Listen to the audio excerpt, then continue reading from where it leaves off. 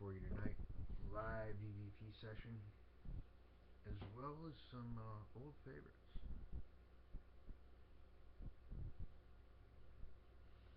And probably some new ones too.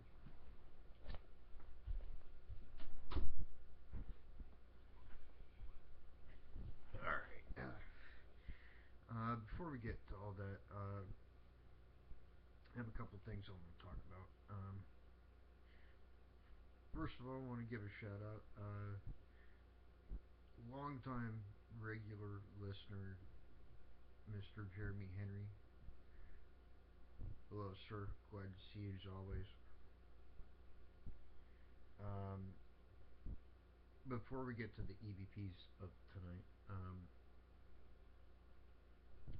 I'm not gonna say any names. I don't want anybody to be like embarrassed or anything. But I will say that a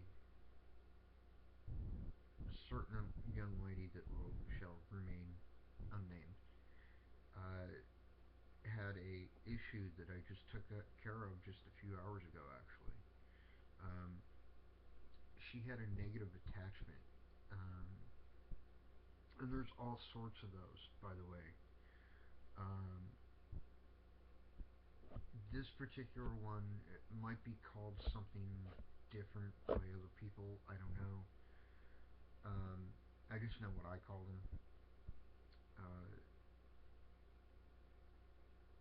I call them shades because the way they always appear to me is like a shadow figure, but they're different. Like a lot of shadow figures are actually just ghosts. They're the same thing as a full-bodied apparition, just costs less energy. But these are different. They're an attachment, and when I see them, I always see them literally attached to somebody.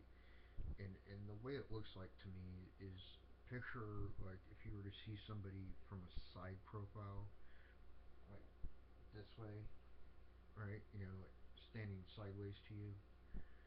Um, you'd see kind of like a shadow person coming out of the back. It's just like the upper torso, you know, and the head and the eyes and the arms, and then the bottom part just kind of whisked away, almost like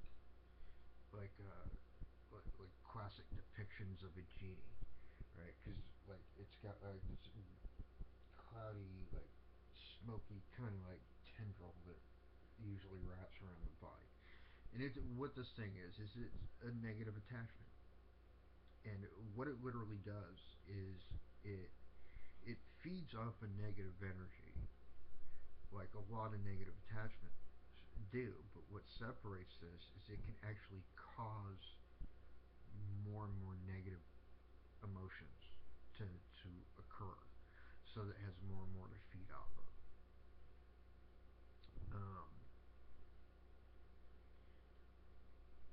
Now I can't prove it, of course, so you can either take my word for it or what have you. But I happen to know in my own mind and in my own heart, without being able to supply you proof, that these things have committed more or have caused more than one suicide, more than one like OD, um, even accidents, and probably in some cases probably even homicides. Because what these things do is they just keep feeding off of it and feeding off it, and it keeps progressively getting worse until it gets to a point where either they feel they've fed enough or the person snaps and does whatever they're gonna do. Um, I think that like whether it's someone you know personally or like a celebrity or sports star or whatever it is, like I'm sure everybody in some way, shape, or form is heard of somebody dying by suicide or by OD, and like the whole thing didn't make sense. good percentage of the time, I think shades are actually responsible for that.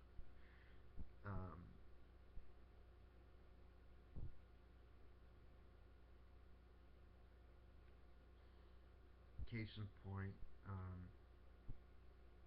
they say that like Robin Williams was suffering from depression for quite a long time, but I remember when he was like the happiest, go luckiest kind of guy, or at least that's how he appeared in interviews. Like at one point, like earlier in his career, and then it just progressively got a little more negative. Kind of behind the scenes. Could have been a shade. I'm not saying that's what it was. I'm just using that as an example, I guess. So, um, I had to take care of one of those, and the good thing about them, by the way, is once they're attached to a person, it's really hard for the person to deal with. That is the subject of the attachment. But when they come across me or come across somebody like me, um, shaman or priest or probably even a Buddhist monk or what have you, um,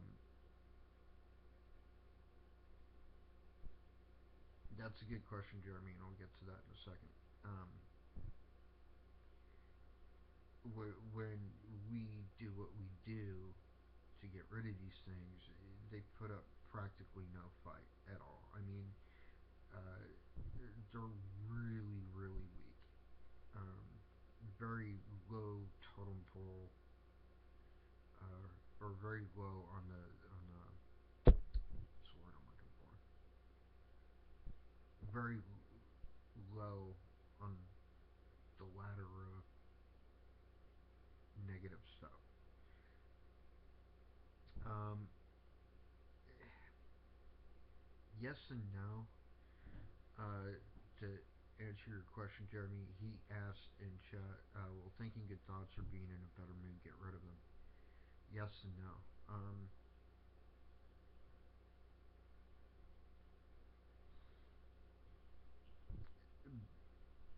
If you can force yourself to think good thoughts or just to be in a better mood with one of these attached, you've got pretty strong willpower. Um, or you're an exceptionally happy person. Because what these things do is they're automatically attracted to negative emotions. So the negative emotions already exist. They're already a part of the equation before they're even attached. And whatever underlying issues have caused that are still going to be there even when they're removed. The only thing that's going to change is you'll have a basically fighting chance. So if you're like a really angry person, for example, and it's feeding off that anger, it'll make you more angry and more angry and more angry until it's fed enough or until somebody gets rid of it. But if you're basically a happy person, it's not going to even be attracted to you in the first place.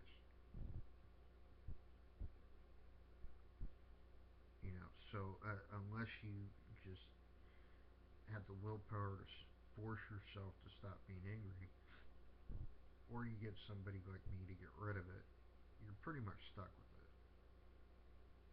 So it is possible, but it would take. By the time you realize that you have this thing attached to you, it would take tremendous willpower. So I hope that answers your question. But the reason I bring this up is because, well, I just kind of decided tonight that Wednesday night show is going to be about attachments, both good and negative, and like how to tell the difference because it's not always so clear cut. Like some good attachments might appear to be negative to like someone that doesn't know better, and some bad attachments might appear to be good. It's not always so easy to tell, at least not right away. So there's some very important things you can look out for um, when it comes to that. And but that's going to be Wednesday night show. Tonight, however, got some good stuff.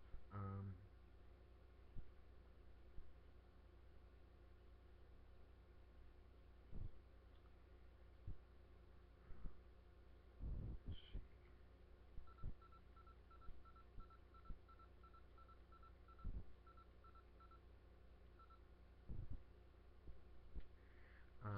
These EVPs I'm about.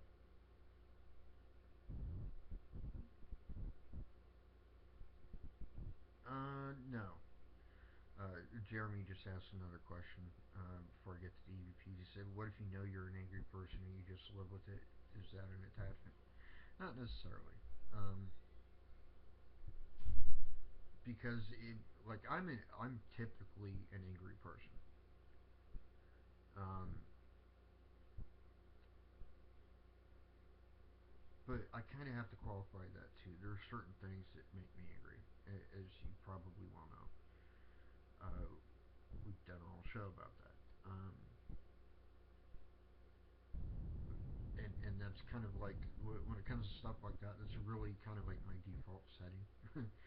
uh, but having said that, I'm also very content and very calm in a way too. So it kind of like balances out. Um, but if you know for a fact you're an angry person, it doesn't necessarily mean it's an attachment. It could just be you're an angry person. But if you're an angry person and or a sad person, a depressed person, and whatever that issue is progressively getting worse with apparently no reason behind it, that is a good indication of an attachment.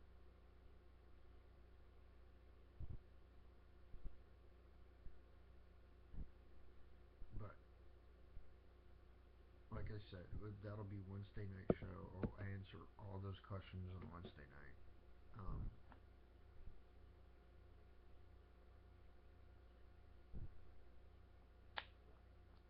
By the way, folks, if you're not in our chat and you'd like to be, or if you've had issues before and you don't know if your system can handle it, I want you to know that I recently changed the chat. So we have a different chat program. It's no longer Tiny Chat. And all those issues seem to have been resolved by its removal.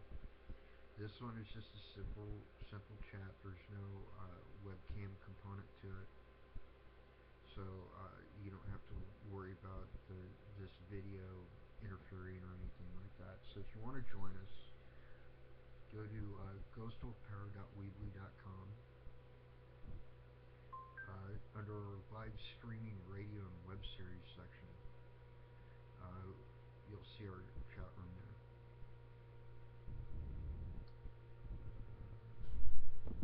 1 second.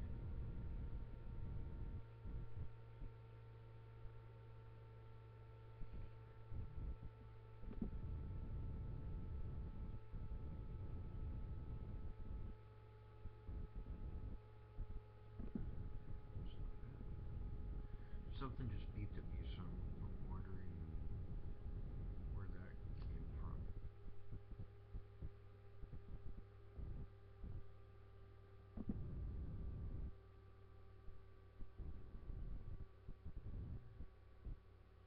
I don't know.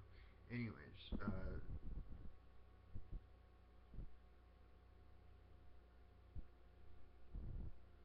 yeah, that is a bonus. You may have to register with this chat, but the good thing about it is like once you're logged in, you're logged in. Like every time you come in, you're already logged in, so you don't have to keep logging in over and over and over again. Um, it is a fairly simple chat, so there's very little chance it'll interfere with your anything. Um, you shouldn't have any lag or anything to that effect. Um, but anyways, so to set this up, let's see. Recently, when was it? It was December 9th, which was like what, a week ago? Yeah, about 6 days ago, so almost a week. Uh, as I stated before, I went to go meet my sister, my biological sister from my dad's side. I met one of my sisters on that side of the family for the very first time. And afterwards, we went and took care of a residential case. And I'm not going to embarrass them either, not giving out names or what area they're in or anything like that. But this very nice couple had some negative stuff going on for a very long time. And people had come out before, other groups, and had tried to help. But one of the things I always say is like the reason I'm opposed to your average team like using sage in a house cleansing isn't because they're using sage. That's not it. What where I have a problem is they're using it, but they don't really believe in it, or they don't really understand what it's for.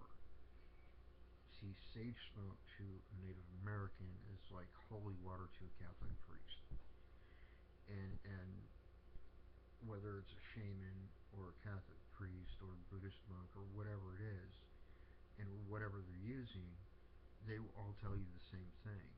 In order for it to work, it requires absolute faith, and that's why it works for me. That's why I've had 431 now successful cleansings without getting a callback. So uh, that's where the CVP was taken from. I don't believe I even state where we're at on the EVP, but here we go.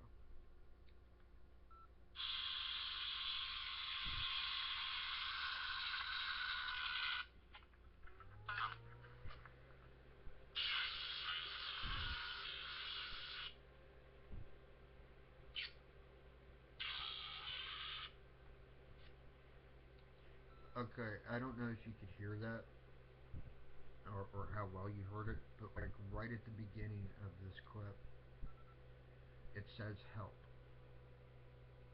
Now, I do know that, and I even stated this for the family involved. What I do when I cleanse a home, and I tell people this constantly, I do not remove good spirits. Good spirits have just as much right to be there as anyone else. Good spirits are not going to cause you problems. So I don't remove them. Because I don't think I could, even if I wanted to. Um, I don't think like it's in my heart enough that I would actually have the will, uh, to get rid of a good spirit. So I only get rid of anything negative, and I tell people this, and I think what we're hearing here is a good spirit asking for my help. Because what I hear is help. So let me play this again.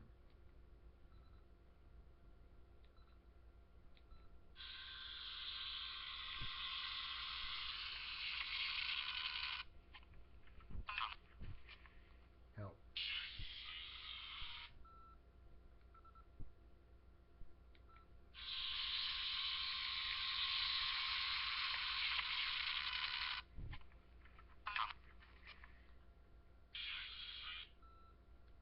So right off the bat, I mean, I literally just turned the thing on. I hadn't even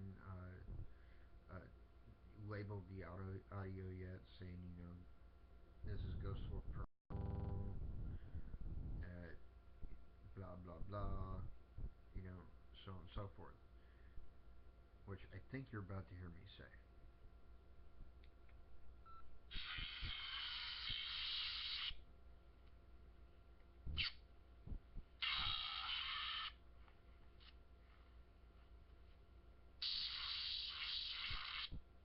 Who's up here?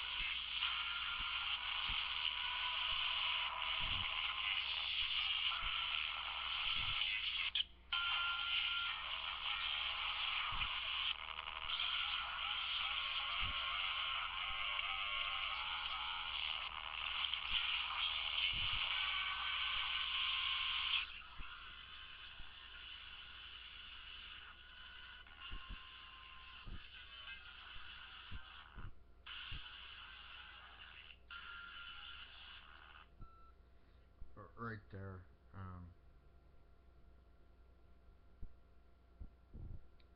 Let me see.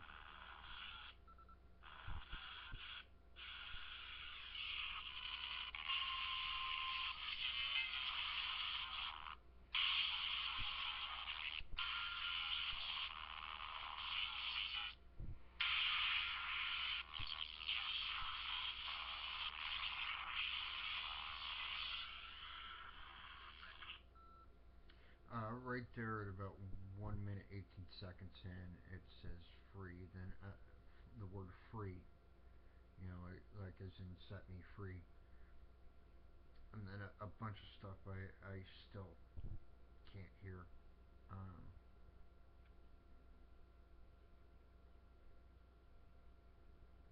so, continuing on.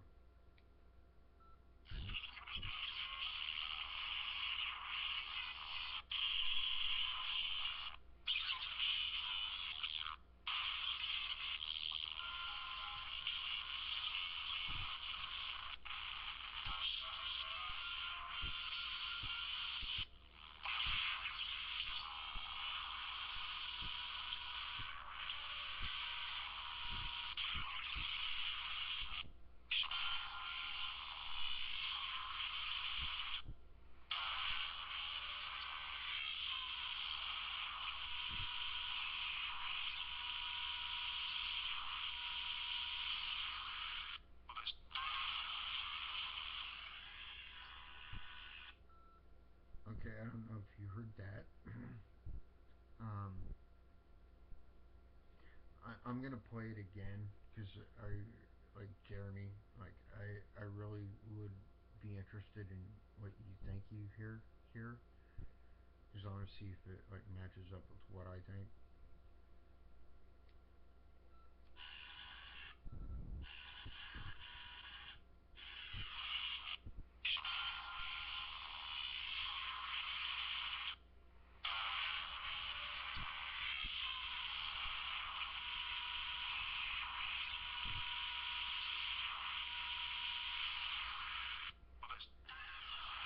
Right there.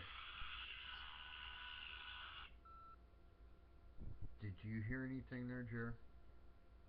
Or anybody else that wants to join us in chat?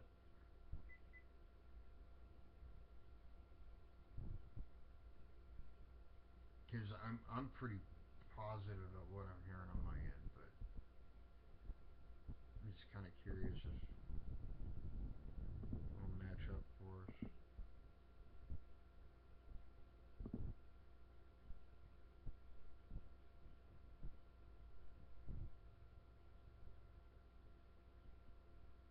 Here, let me play it one more time.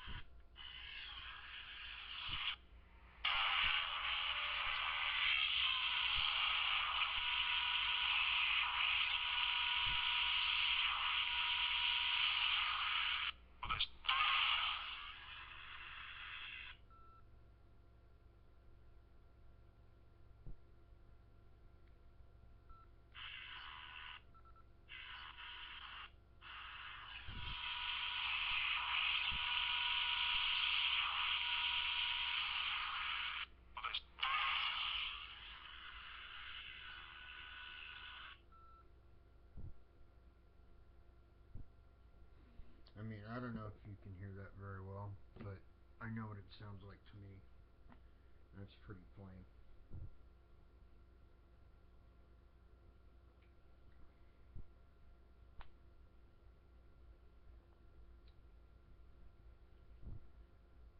But I think I lost Jared. I think he dropped chat. Yeah, I'm pretty sure I did. But what I hear is who this or who's this. Either way, somebody's curious about who I was or am or whatever, which is kind of interesting. Oh, you can't hear it? Here, let me play it for you again.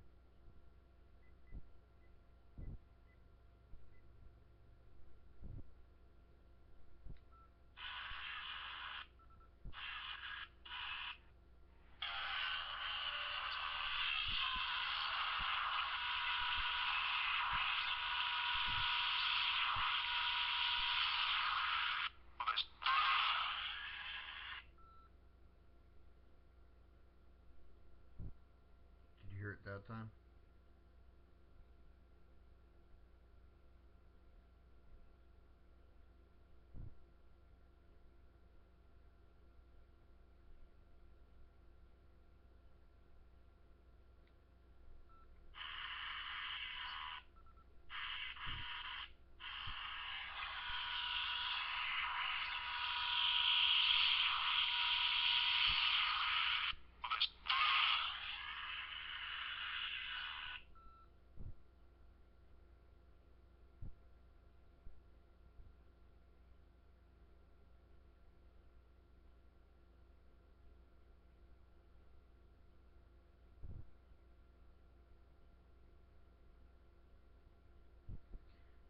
The reason I played it again is because Jeremy in chat said that he can't hear it,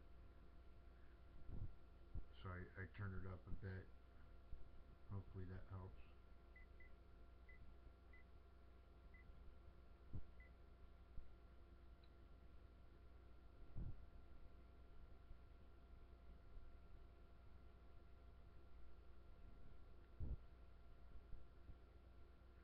What I hear is who this or who's this.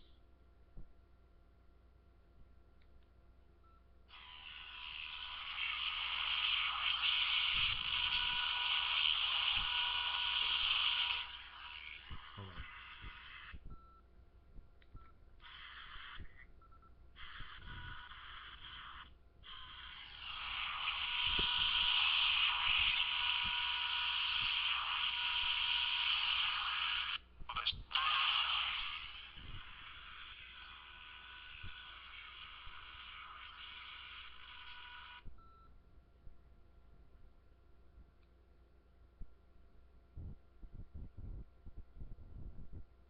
Now, what's interesting about this is, like,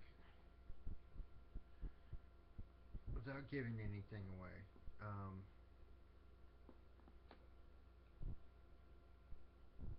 upon stepping foot in this house, I could feel it. Like, not only that there were relatively good spirits there, but like the negative thing that used to be there, like I could feel it, and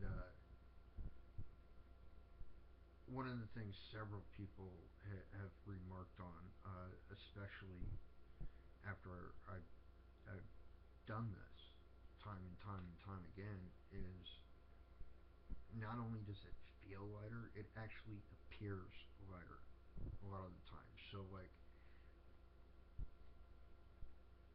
it's almost like there's just suddenly less darkness in the house, and in a way there kind of is. But it's just for some reason that's how it affects, I guess, the physical world. So kind of cool.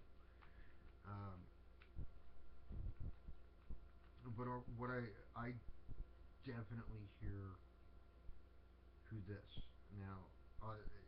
It's up to interpretation. It could be saying something completely different. I don't know what anybody else is hearing or not hearing, but that's just what I hear on my end. And I think that was one of the friendlier spirits wondering who I was.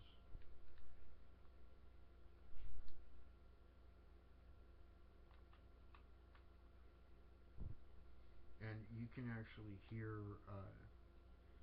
the negative spirit too. It was mostly talking gibberish, as far as I can tell. But there was, like, even without understanding the words necessarily, you can kind of hear the malevolent or negative intent. Um, it's just something about it. It comes off like that.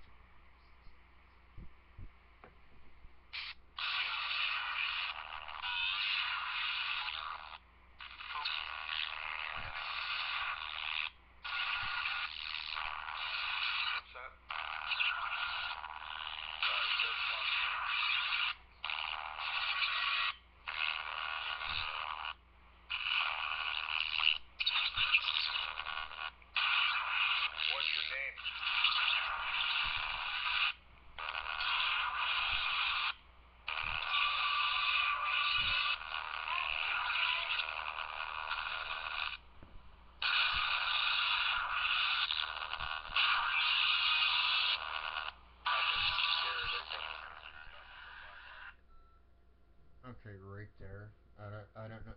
It's kind of hard to hear because it's like even the voice comes out as kind of like static. But what I hear there, uh, kind of a negative connotation. So let me just play this a few more times for you.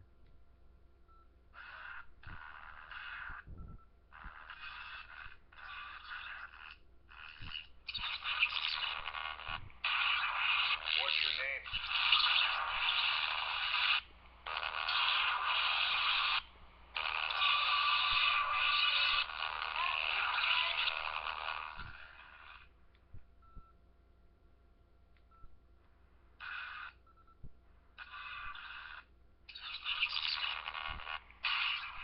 What's your name?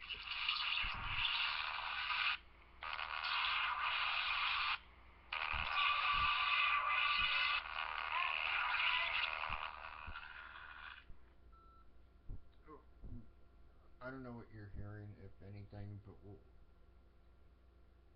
I'm hearing is actually coming across through the static. It actually sounds like static itself, but like two or three times there in a short period, I hear repeated over and over again, like three times, go away. So, what I was there to face, I could sense what I was about to do, I think.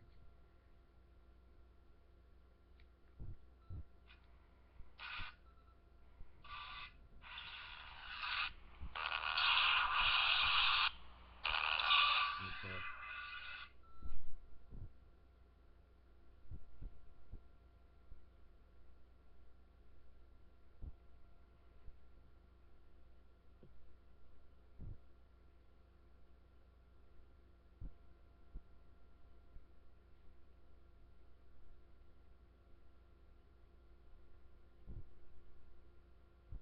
So, yeah.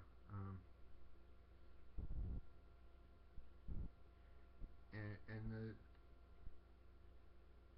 EVP session there wasn't very long. Um, I kept them very short because the app I was using on my phone, the app I've been using for LiveEVP shows, the GB1 app, um, you're not supposed to have it running for long amounts of time. It's really only made for like burst sessions. Otherwise, it can like start to glitch and stuff. So I keep it to like 15 minutes and under. Personally, I think that's probably your best bet.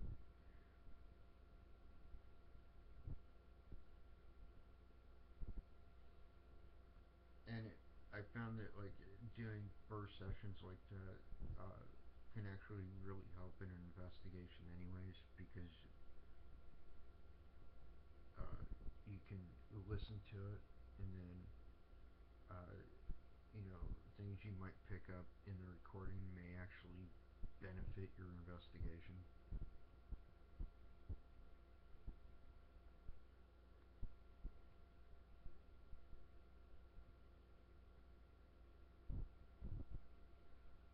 So, yeah, a lot of the questions I ask typically, oh, it always depends on the situation as well as the location. Like, if I'm in, like, the fire museum or some other, like, historic based location, I'm going to ask historic questions. Like, probably one of the best EVPs I ever got from there, which I don't think I have anymore, unfortunately. Uh, was this EVP we got because we've been going to the farm museum for probably like a year and a half by this point, and then all of a sudden, over like a 2 month period, we kept seeing this Dalmatian dog, like the spirit of a Dalmatian dog, all around the farm museum in Mansfield, and we had had no idea where it came from or what its story was or anything about it. Didn't even know its name. And finally, on one visit, I had my digital recorder running, and I said, "Hey, all you brave firemen, can you tell me the name of this beautiful dog?" And we got an EVP that said Sally. And so, I used that name and researched it and found out that Sally was a firehouse dog. And back in the 1920s or 1930s, I forget which, when the actual Mansfield Fire Department caught fire, and Sally the dog uh, dragged out like 8 firefighters that night and saved them. I mean, she's really, a hero. And she went in for one more, and unfortunately, her and the ninth firefighter died in the fire. And so, after finding that out, I went back and said, um, "Is there anyone here that was saved by Sally that night?" And we got a definite response, and it was awesome. It was awesome. And we got the name of I think it was Philip. I know Philip's one of the spirits there. Might have been Philip or somebody else. I don't remember. And like I said, I don't have the EVP anymore, so which sucks, but it happens.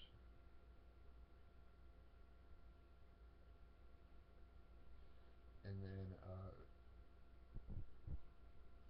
but if it's like a residential case, I may not or probably won't know much if any of the history. Um, past what the land was. Like for whatever reason, with residences, usually it's a lot harder to find information about them because addresses over the years a lot of the time change. Like what is like Main Street today might have been like Willowbrook Drive or something like back in the day. So, which alone makes it harder to find information about a place. And then, uh, let's say it is the same thing. So now you've got to go do your research, and part of the research is gone to like archives and looking at the original lot layout to figure out who or what was there. And so you might get history that way, but like a good part of the time we just can't find anything. There's just not enough information available. So we kind of go in cold, and we ask more general questions like, uh, "Is anyone here? Can you tell me your name?" That kind of stuff. Really kind of basic stuff. But it's actually led to more entertaining and more interesting stuff later on in the investigation when we can ask, you know, Joe Bob, who were you? Uh, was this your land? Were you a farmer? And we kind of play off of those hints. I would say one of the it really kind of annoys me when groups refuse to do this. It really does when anybody refuses to learn the history because in my estimation the single greatest tool that we have is the use of history in our investigation. So when the history's available and people absolutely refuse to hear it annoys the hell out of me. It really does. And I understand some people like it that way. So, I'm professional enough to allow that to play out. It's just like a pet peeve thing. It just kind of bugs me personally. So, anyways, um, so that's kind of an example of different styles of EVPs. Um, and another way is like if you know the history of the land but don't know the history of the people that were on it. So you can only find like general history. Like a good example is uh, basically right across the street from me. Actually, right across the street and like down a few blocks um, is the Ohio Towpath Trail, which is actually part of the Tuscarawas River. And through history, I found out that there was kind of a massacre. I mean, calling it a battle isn't quite correct. And but there was a massacre that took place there during the 1800s during the American Indian Wars between the Cherokee and cavalry that were encamped along the river, and the Cherokee snuck up on them at night using canoes and pretty much decimated them. And so I knew that battle took place, but I didn't know who was there. I because especially when you're dealing with Native Americans from that long ago, there's very little to go on. Unless they were a big name like a Sitting Bull or Geronimo or somebody, really not very much to go on. But through EVPs and process of elimination, we figured out that not only was my band of Cherokee involved in this particular event, some of my ancestors were actually there. So, that was personally interesting for me. Um, so sometimes you have to kind of fish for information, and ask questions that you might not ask otherwise if you had all the information. Like I know right where I'm at, for example, at one point was all farmland, and I have spirits that actually live in my basement. And we did an EVP session down there, and I asked if they were farmers because I knew this was farmland, but I didn't know these people personally, in any kind of way. There was no personal history about them until we got their names, obviously, and I had something to go on. Anyways, continuing on, going to do a EVP session. See who's here, possibly.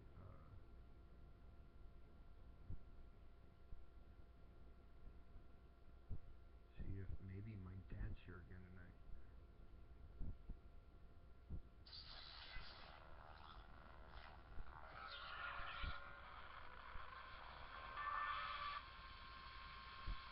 Who's here?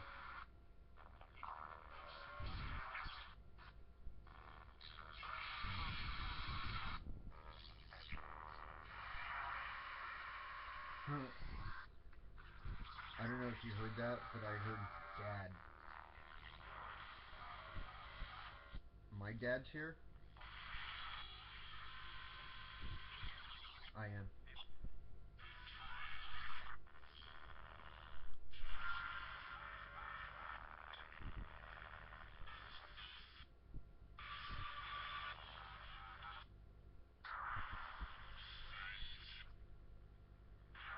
How you doing, Dad? Always good to hear from you.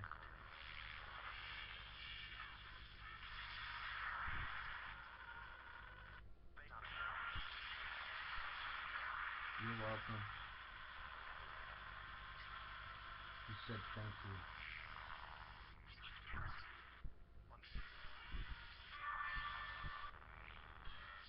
you have a message for me?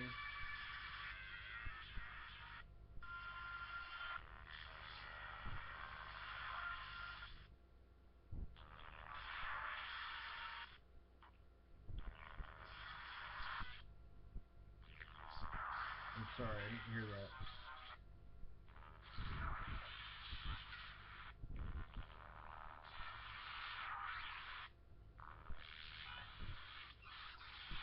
Yeah, Dad?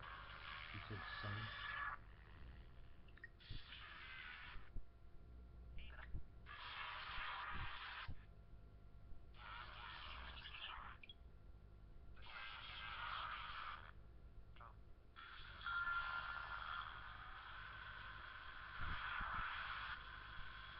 There's a wolf on Brad.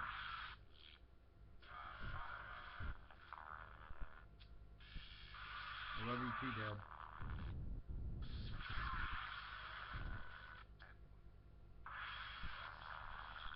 Is anyone else here? No? Okay.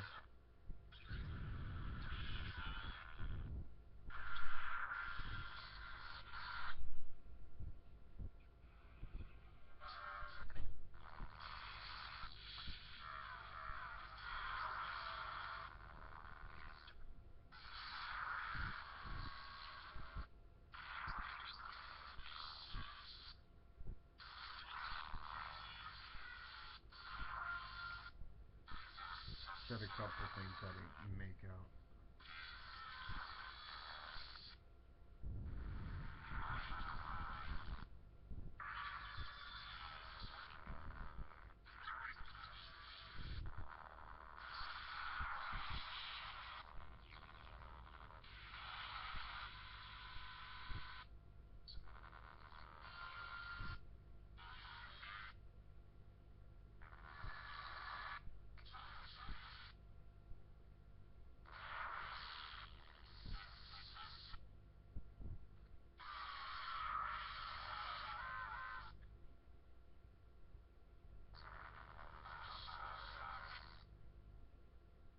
Okay, Dad, I'll be right back.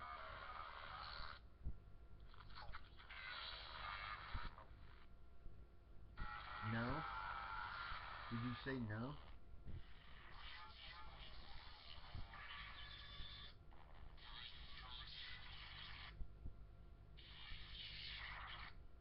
You told me what?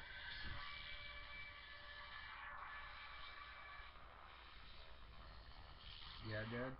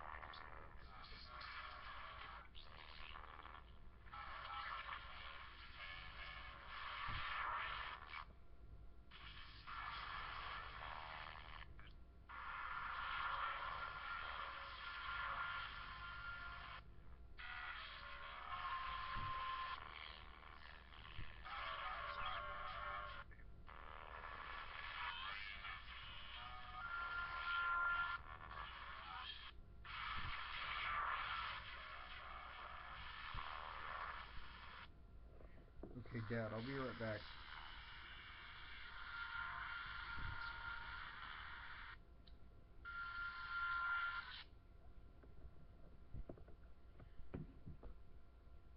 Wow. Um,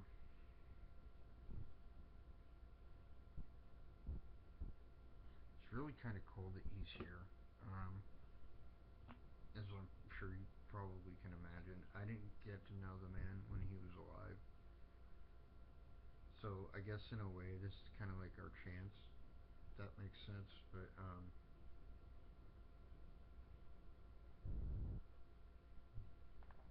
I just wish I could hear better. I mean, this app really is about the best there is, and I am hearing a lot. It's just yeah, the static or white noise drowns out a lot sometimes,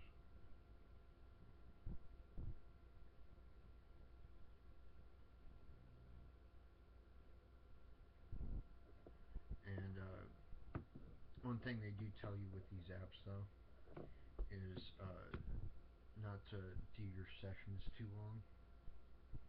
I try to keep mine under like 15 minutes maximum, because they can start to glitch after that length of time because it has something to do with the amount of memory it takes up. Even though this particular app doesn't record itself, um, it still takes up quite a bit. So I like to kind of let it have a cool off period and all that stuff. So of course, I'm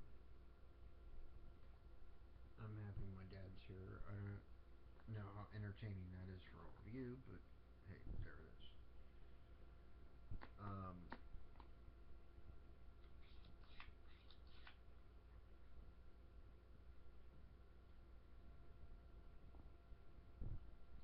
He said something about my mom, and I'm not entirely certain what he said, um, but I think I kind of sort of got the gist of it. I basically I found out some things that were not true that I was kind of raised to believe about my father, and I'm finding out that it's very much the opposite of what I thought. Um,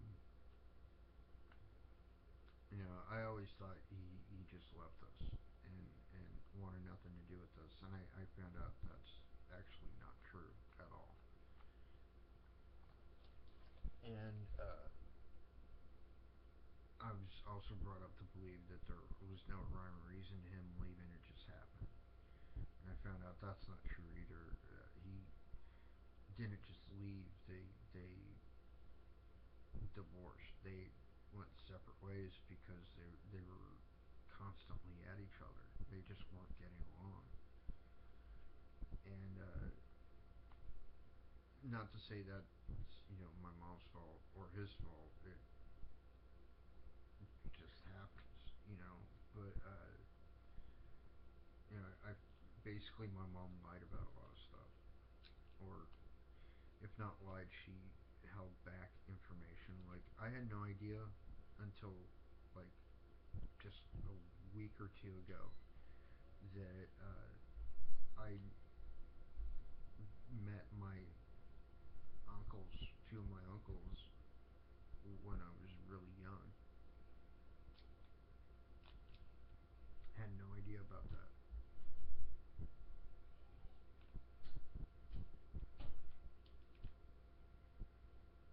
And I found out, like I said before, I'm part Navajo, and which makes tons of sense to me now. But I've always had like a fascination with New Mexico, and I never knew where that came from. And well, now I kind of know. I mean, it's the ancestral homeland of the Navajo. So yeah, just all around kind of cool revelations. But I have been sort of angry at my mom for not telling me, uh, you know, a lot of this stuff. So I think what he said was something along the lines of don't be too hard on your mom, or don't be angry at your mom, or something to that effect. I couldn't make out all of it, but I made out enough to kind of get the gist. And from what I hear, that's my dad for you.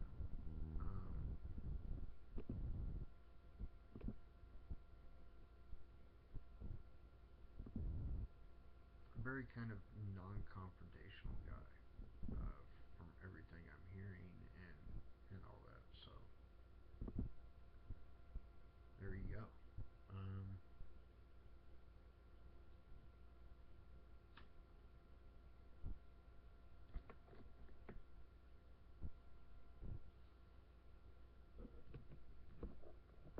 Actually, I want to try something and see. Maybe I'll be able to hear him better. Try the Spirit Voice app because I can make it do nothing but voice.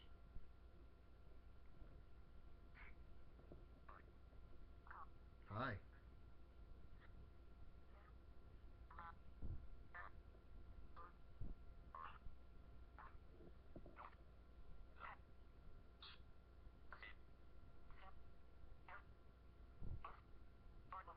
You still here, Dad?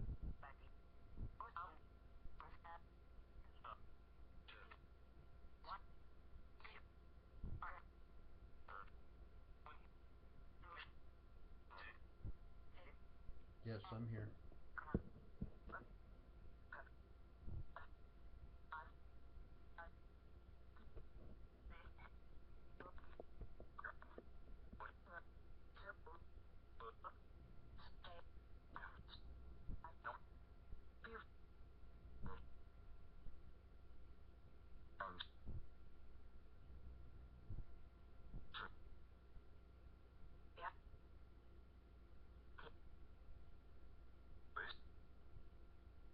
Yes, sir.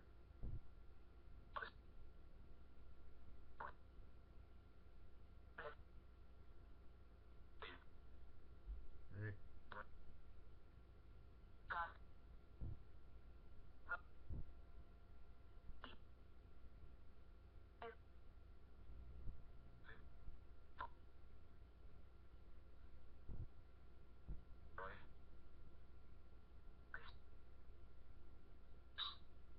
Can't make that up.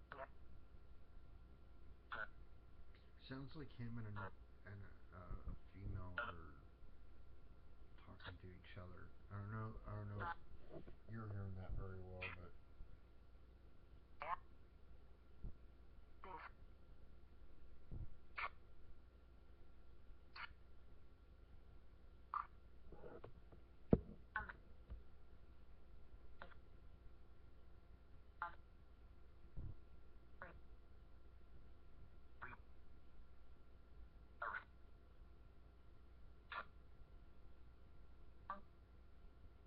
but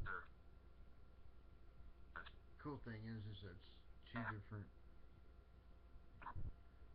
or yeah, two different things I've heard my dad on now. So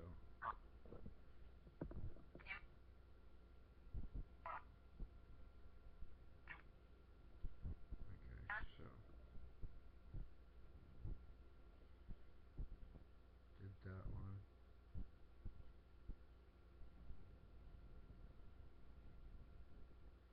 Yeah, there's definitely female voice in there. I'm just not sure who it is. Um,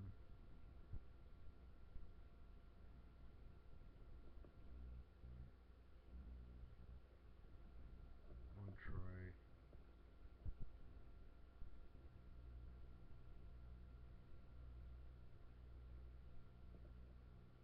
The Echo Box.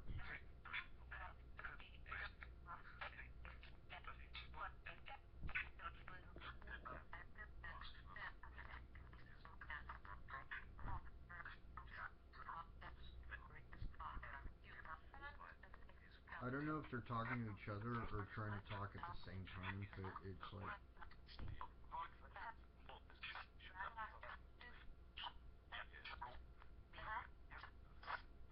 But this is the Echo Box, another really good app, all made by the same guy.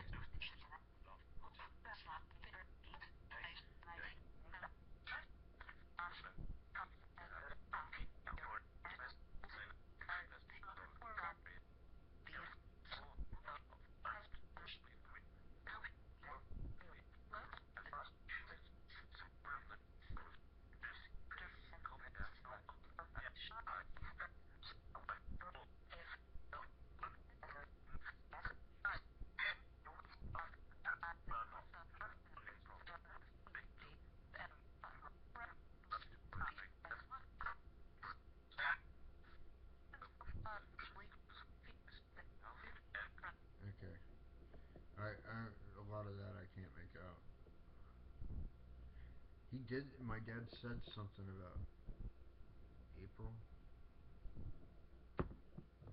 which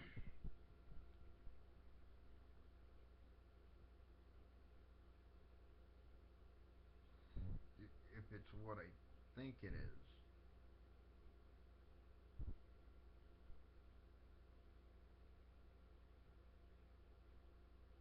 kind of makes a lot of sense, personally.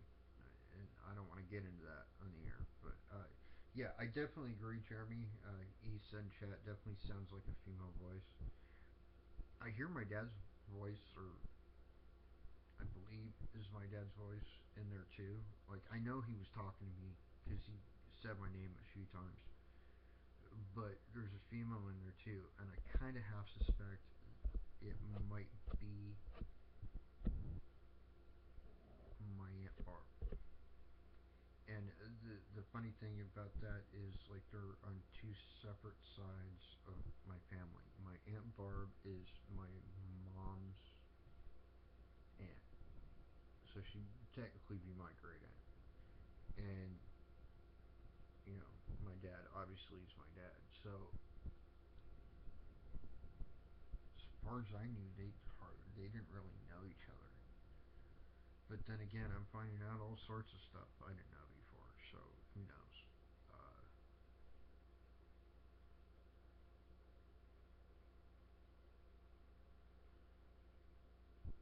Either way, interesting questions are coming up. Um, Now, and as much as I love to hear from my dad, I kind of didn't want this to be all personal, but you know, not really in my hands, so to speak. Um, I do want to try something. I want to try just with the digital recorder. I want to try doing like a little burst session. So, but before we get to that, like Jeremy, since you're the only one in chat, I want you to think up a couple questions really quick. Um,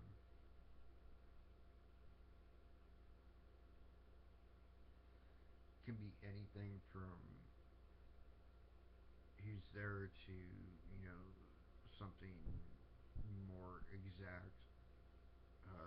Could be a completely random question, whatever you want. Just try not to be too silly about it. Okay, that's all I ask. But just think up, like a question or two. Um, and what we're gonna do is we're gonna do like I'm gonna ask your question, whatever it is, and we're gonna do like a little burst session, maybe like a couple minute long uh, EVP session, and then I'm gonna play it back and see if we caught anything. Um,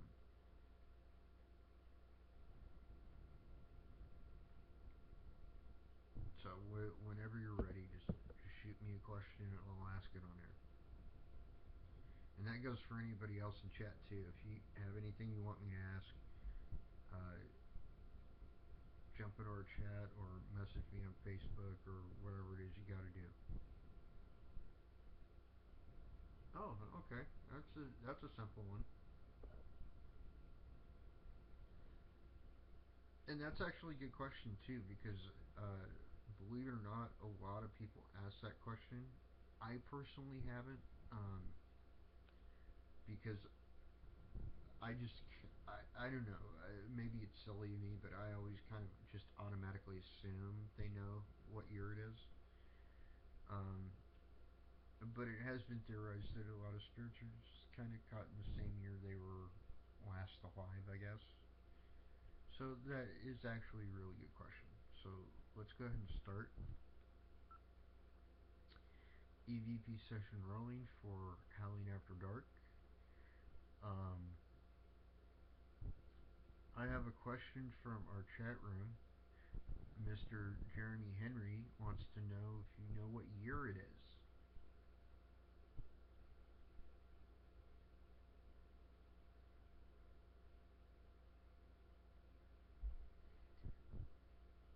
I would also like to know, Dad, if you're there, what your favorite color is.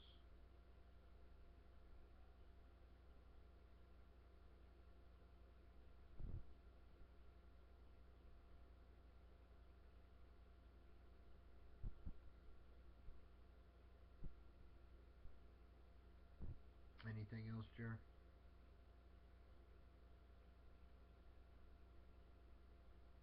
Not to put you on the spot, but if you have anything, that's cool. If not, that's cool too.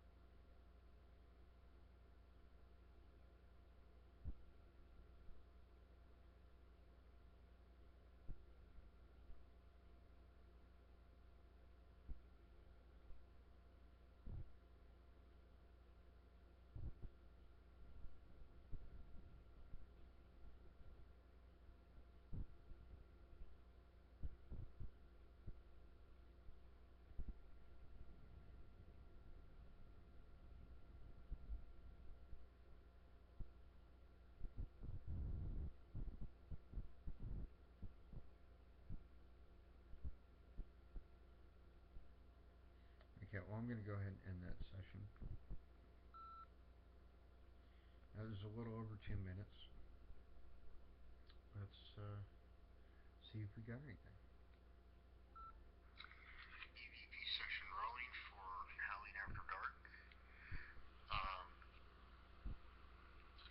I have a question from our chat room. Mr. Jeremy Henry wants to know if you know what year it is.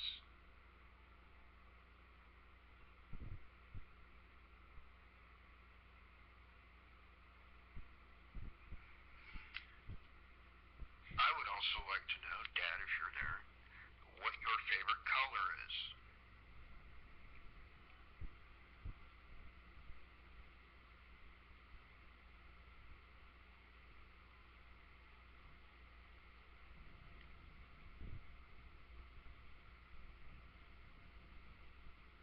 Anything else, Jer?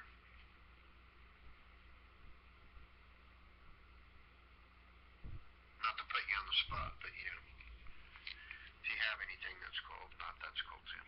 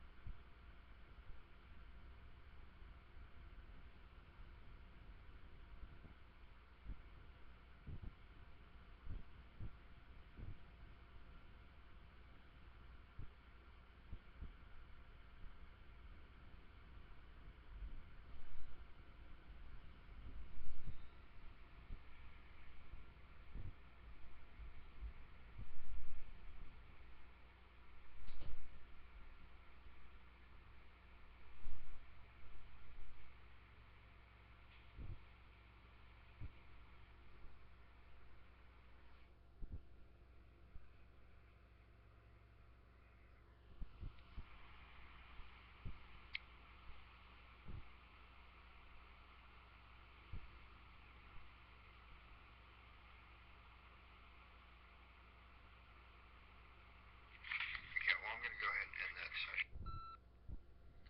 Okay, well, I didn't hear any voices, but there were a few sounds that were a little weird because I didn't hear them while we were recording. Just a couple like knocks and stuff. And I'm gonna go ahead and play that again.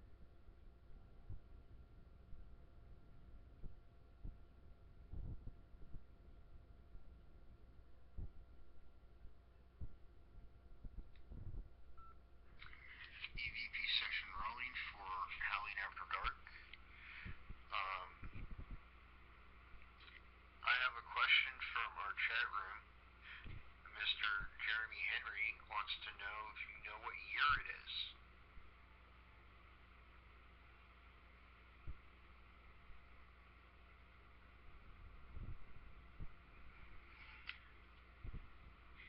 also like to know, Dad, if you're there, what your favorite color is.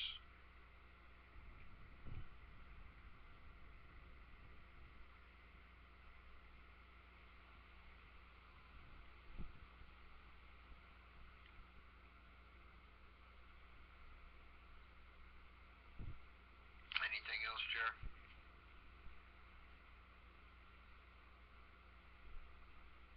Not to put you on the spot, but if you have anything that's cool, not that's cool too.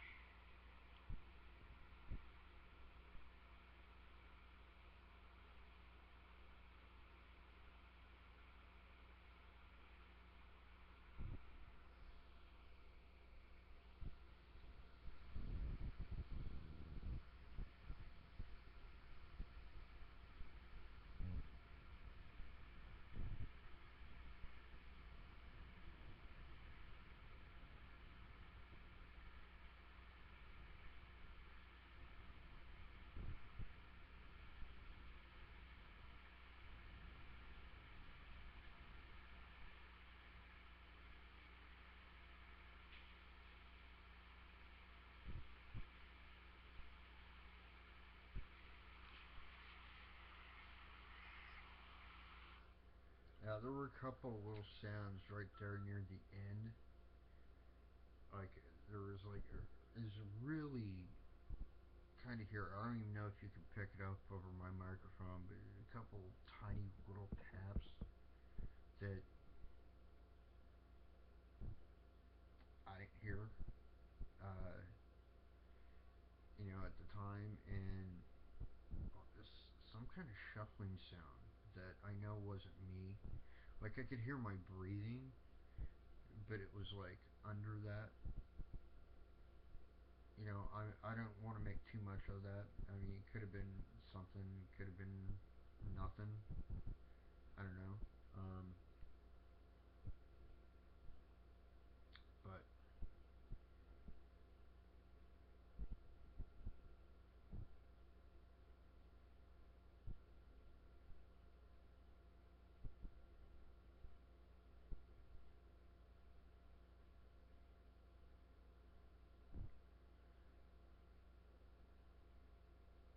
I'm going to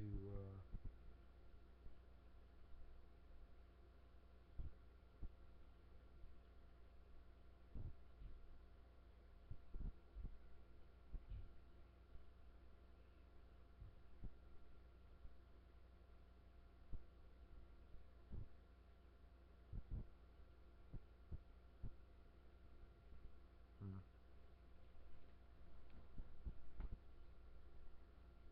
kind of thinking what would happen if I did a quick EVP session where I didn't ask any questions, but I'm trying to wait.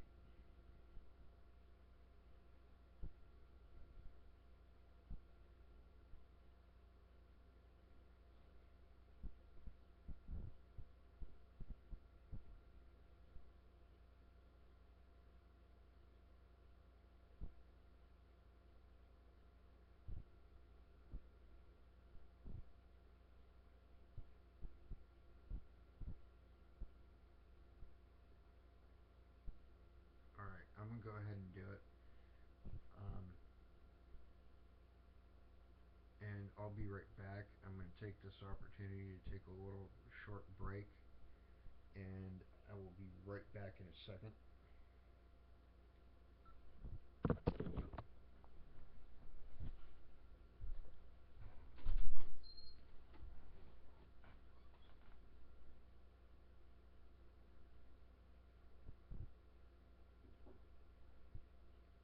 I need to use the restroom.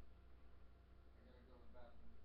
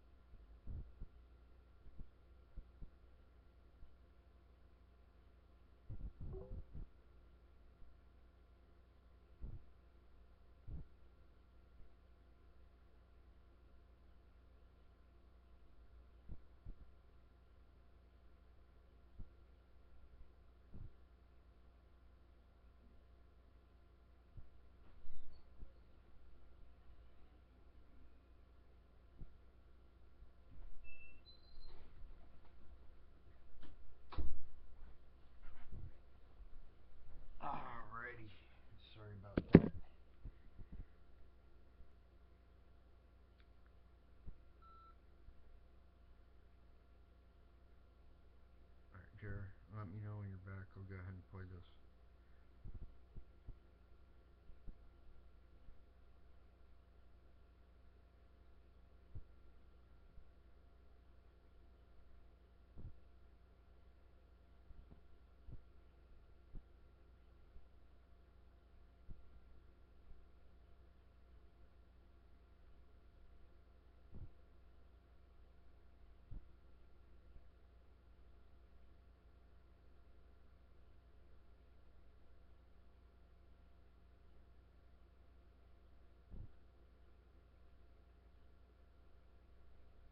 Okay, here we go.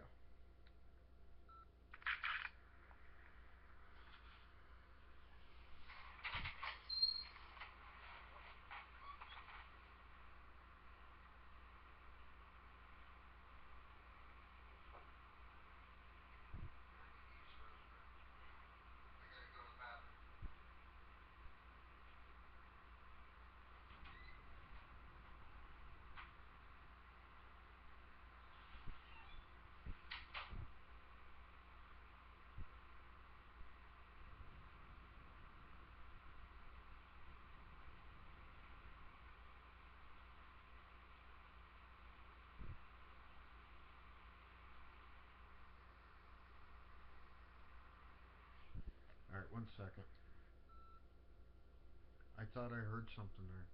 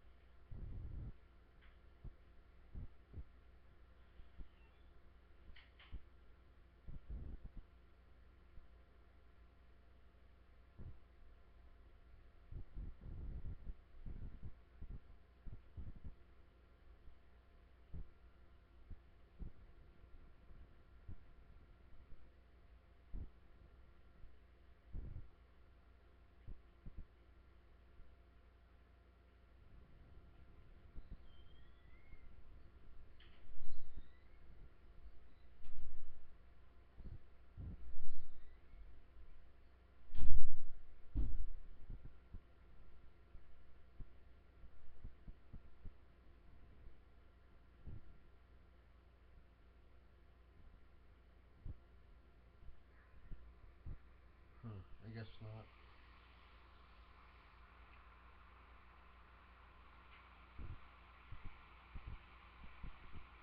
Thought I heard a voice there for a second.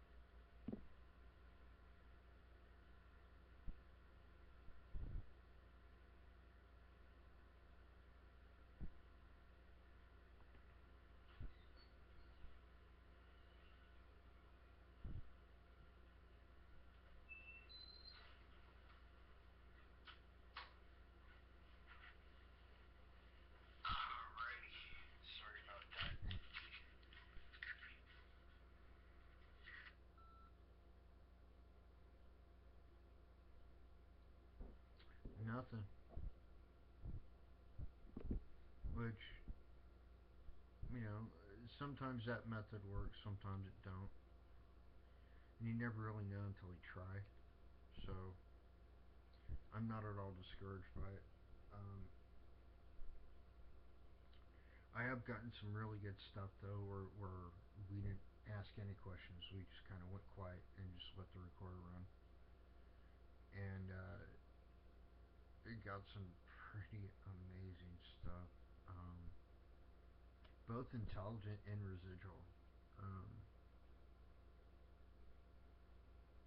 like residual stuff, we've got like the sound of like gunshots and screaming, and then like intelligent, we got stuff like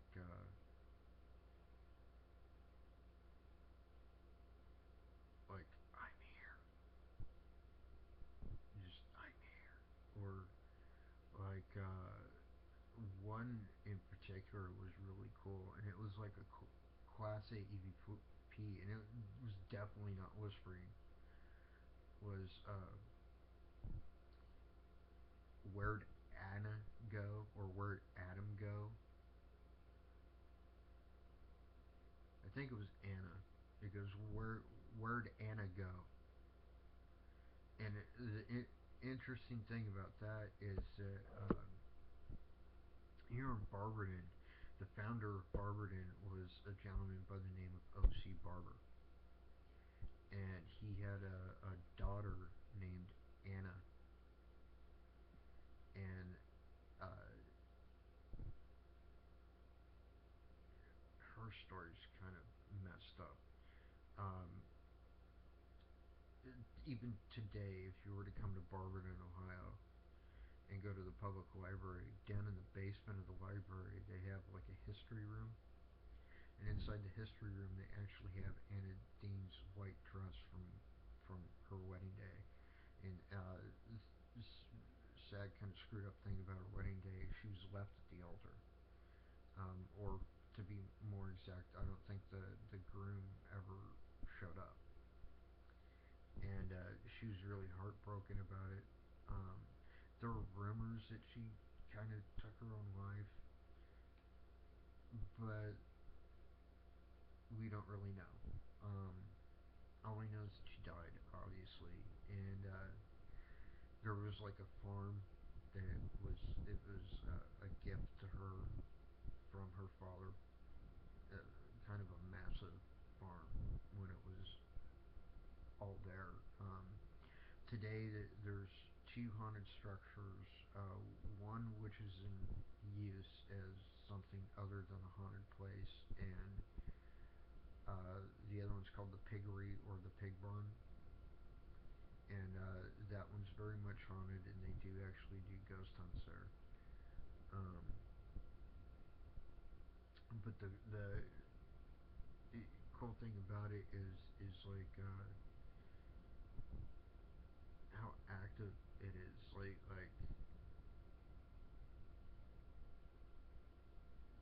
just the stuff like not even on the inside. The stuff we were getting outside of that building was kind of amazing. But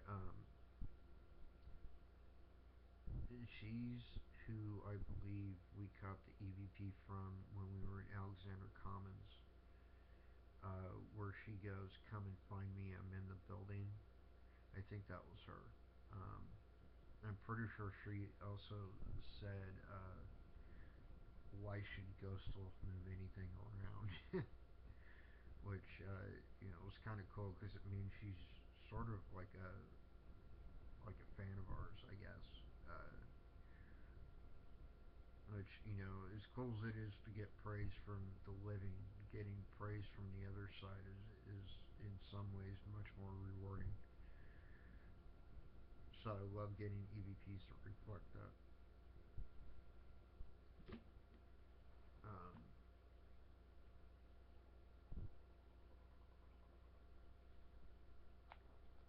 and you've heard me talk about how we're different because of our approach, and I think a lot of the EVPs we get have a lot to do with that. we, I mean, some people wait years before they get a Class A EVP. We get them practically every time we go out. So I mean, you can chalk it up to luck. I prefer to think that it has a lot to do with our approach and how we go about things because we don't provoke. We always approach at it with the utmost respect and make it very clear from the get go. Even before we start asking questions, you'll hear us oftentimes say, "We're not here to disrespect you or harm you in any way," and it's absolutely true. So, and I think they can tell we mean it, because like the proof is in the pudding, so to speak. We've gotten EVPs that would and have actually blown away the Constantinos. Um, I don't think they know they were from us, but I think they know they were definitely from someone. But I don't even know if they know who we are. We didn't really, we weren't looking for credit. We were just looking for another opinion, and it kind of blew them away. So that's a good thing. Um, and always nice to hear stuff like that. So there you have it.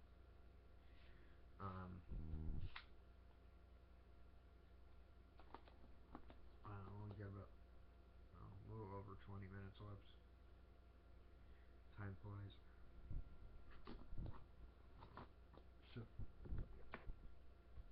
I think the other area where we're different is when it's when it's in our power to do so, we're constantly trying to keep in mind who we're communicating with. Like a good example of that actually is from the Farm Museum.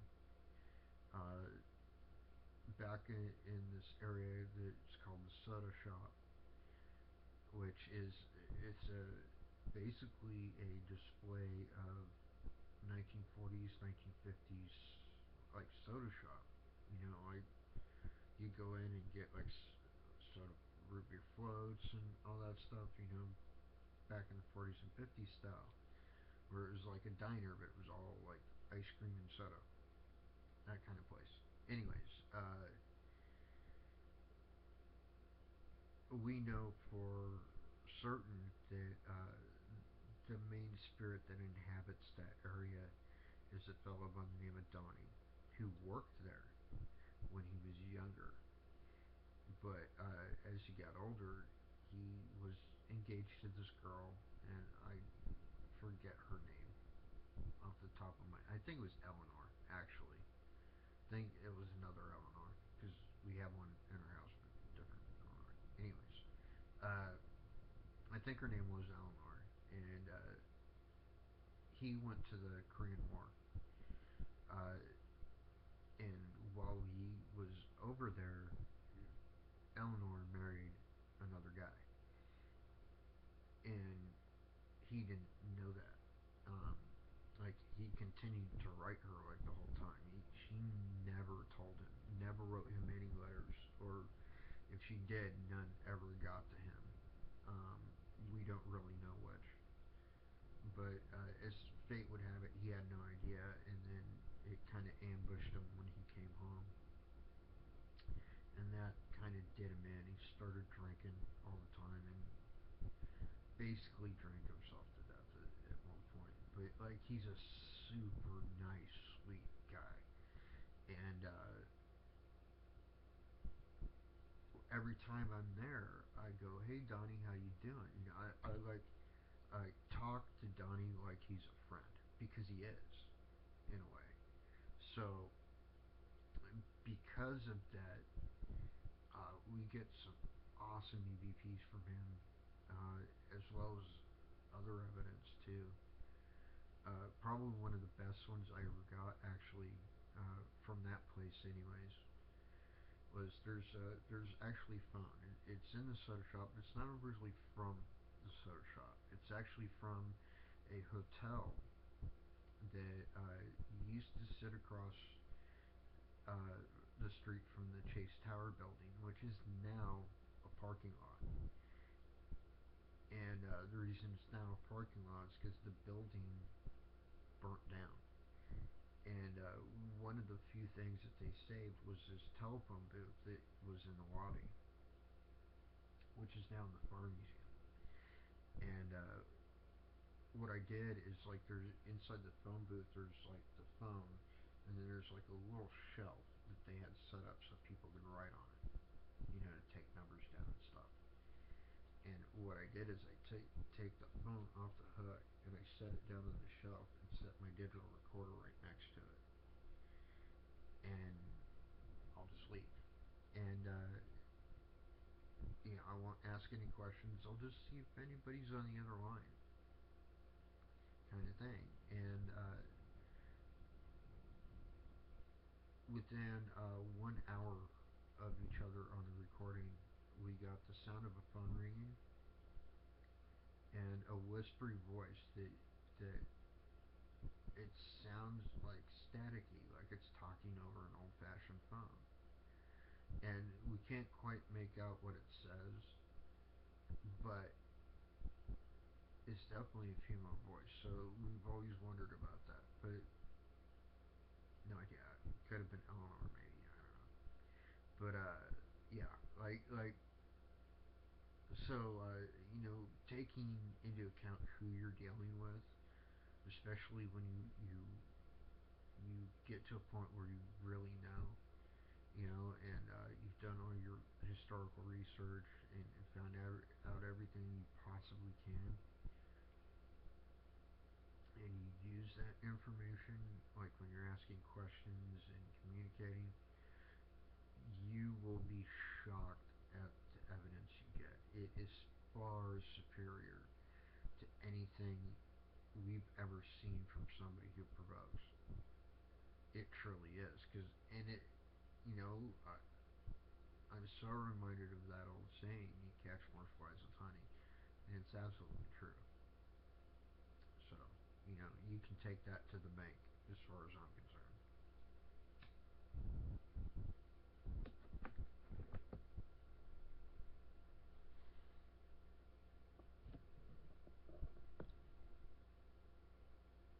Okay, I'm going to do one last session here, and then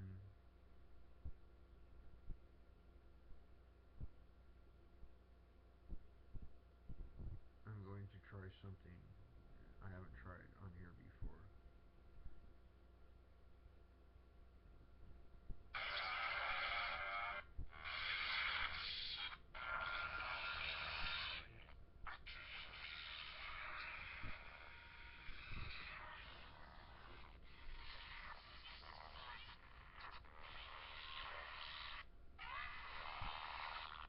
Who's here?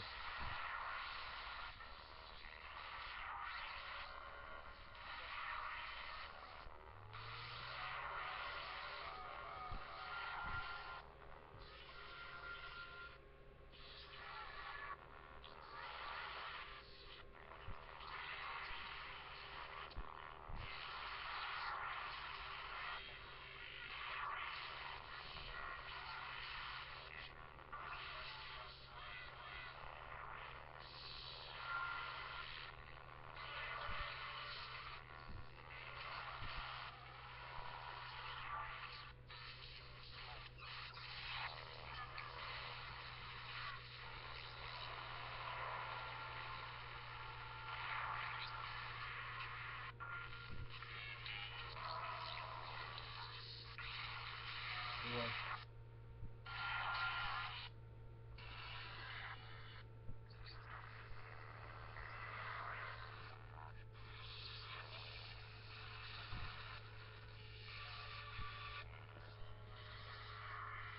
I just heard hello, son.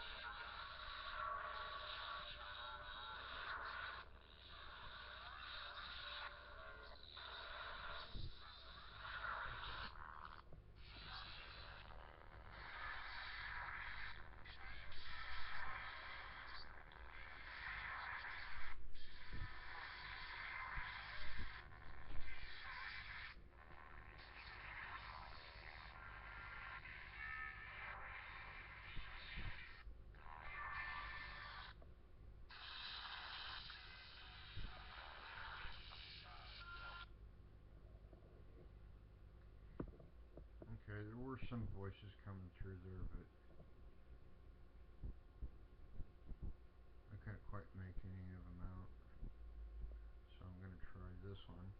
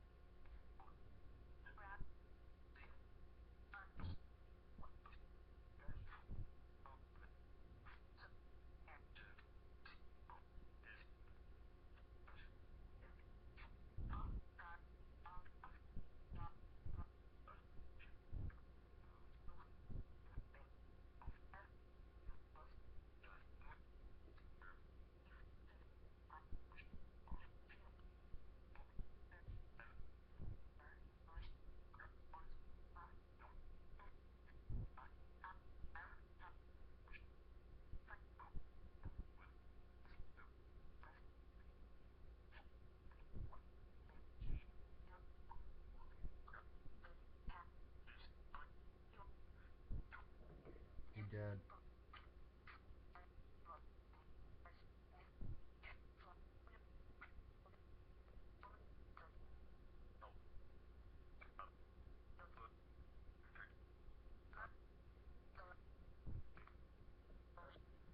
Hey,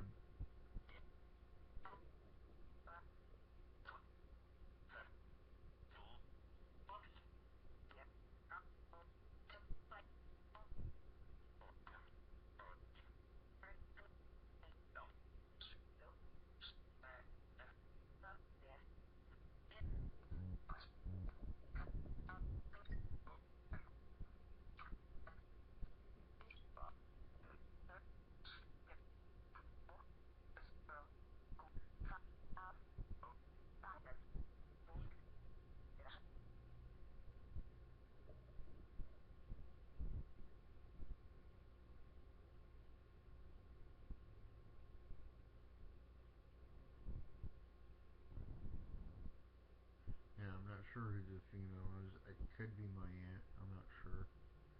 But it sounds like they're talking a lot to each other.